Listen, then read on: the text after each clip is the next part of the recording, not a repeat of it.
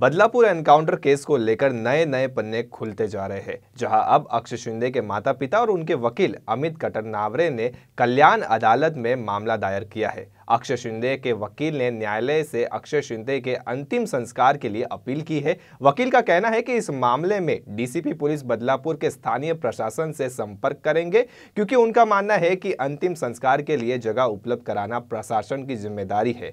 आइए देखते हैं इस बाबत में उनके वकील ने और क्या कुछ कहा। ये मामला हमने मेहरबान हाईकोर्ट के सामने जब उठाया तो सरकार की तरफ से कहा गया कि यहाँ के जो लोकल डीसीपी है वो कोऑर्डिनेट करेंगे लोकल अथॉरिटीज से, और दफन के लिए जो ज़मीन है वो हम लोग कोशिश करेंगे। उसके हिसाब से हमने लिखित तौर पर उन्होंने पुलिस स्टेशन में एप्लीकेशन दी थी, और उसके सिलसिले में वो लोग अभी 2-3 स्पॉट उन्होंने सजेस्ट किए, उसको दफन भूमि देने के लिए वो लोग तैयार हो चुके हैं। चार्जशीट के लिए आप याचिका की है या तो हाँ, ये सबसे इम्पोर्टेंट टास्क है।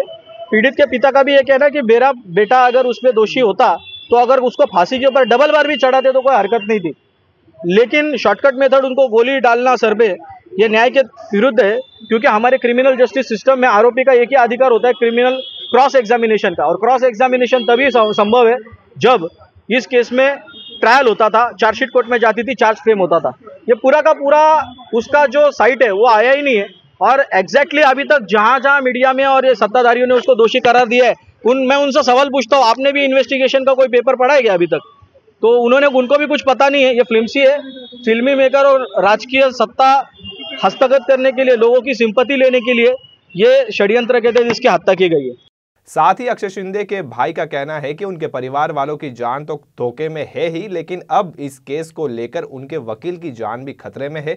वकील और उनके परिवार को संरक्षण देने की मांग की है, क्योंकि अंतिम संस्कार के लिए बदलापुर के नागरिक विरोध कर रहे हैं। इसलिए परिवार ने प्रशासन से अंतिम संस्कार के लिए जगह उपलब्ध कराने की मांग की है। आम्ही आलतो आज मुलाचा चार्जशीट घ्यायला, तर आम्ही चार्जशीट घ्यायला आलतो, तर आम्ही कॉपी टाकून दिलेली आता घेतल्या, आणि आता आमच्या वकील जे लढणार आहेत तर त्यांच्या जीवाला धोका आहे, आणि त्यांच्या आई वडिलांना पण जीवाला धोका आहे, आणि त्यांच्या सुरक्षेसाठी आम्ही इथं आलेलो आहोत।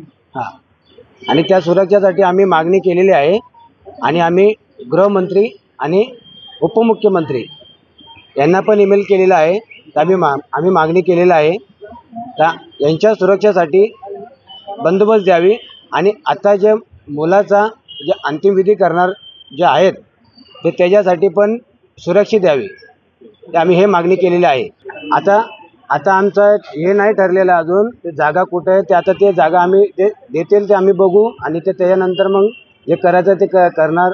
आणि आता जे आम्ही मागणी केलेली आहे त्या मागणीसाठी आम्ही इथं आलो होतो, आणि आमचे चार्जशीट पण आम्ही केलेले आहे। रक्षासाठी आम्ही जे आलेलं आता ते आत्मसंरक्षणासाठी आम्ही आलो इथं आज, की आमच्या वकिलांना पण जीवाला धोका आहे, आणि त्यांच्या परिवारासाठी पण धोका आहे, आणि या अण्णा शिंदे आणि त्यांच्या आईला त्यांना पण धोका आहे, त्यांच्या परिवाराला पण धोका आहे। त्या संरक्षणासाठी आम्ही इथं आलेलो आहोत। अजून झालेला नाही आहे, तर आम्ही आता पोलीस तिथं जाऊ स्टेशनला, मग ते बोलवलेत, आम्ही तिथं बघू, आणि त्याच्यानंतर काय असेल ते जागा आम्ही बघून त्यांनी ठरवू की कुठं काय करायचं आहे, मग त्याच्यानंतर आम्ही पुढचं हे करू।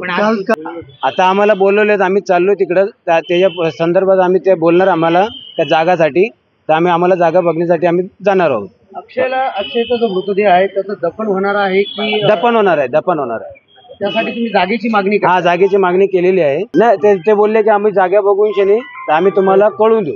कधीपर्यंत तुम्ही जाणार? आता आम्हाला फोन केलेला, आम्ही इथून आता चाललोय, निघालो आम्ही, तर आम्ही तिथं जाऊन शनी आता ते आम्हाला नेतील, आम्हाला जागा दाखवतील, मग कुठला आम्हाला जागा ते आम्ही बघणार। तर आमच्या मुलाच्या बॉडी दफनवण्यासाठी जर जिथं जागा सुरक्षित असेल त्या जागेवरती आम्ही हे करणार त्याला, मग त्यासाठी आम्ही अर्ज केलं होतं, ते आता आम्ही चाललो तिकडं, तर आम्ही जागा बघण्यासाठी आम्हाला नेणार आहे।